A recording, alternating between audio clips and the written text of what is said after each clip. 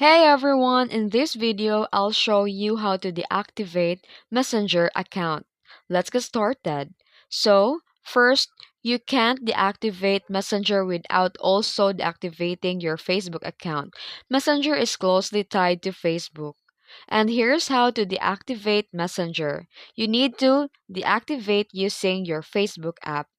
First, open the Facebook app and here, tap the menu or the three lines icon and go to Settings and Privacy and select Settings.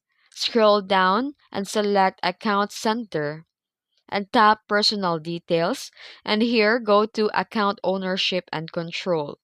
Then choose Deactivation or Deletion. Select Deactivate Account. Confirm any prompts like passwords and more, and this deactivates your account in Facebook. Once your account on Facebook is deactivated, the Messenger also is deactivated. And that's it. If you found this video helpful, don't forget to like and subscribe for more tutorials. Thanks for watching.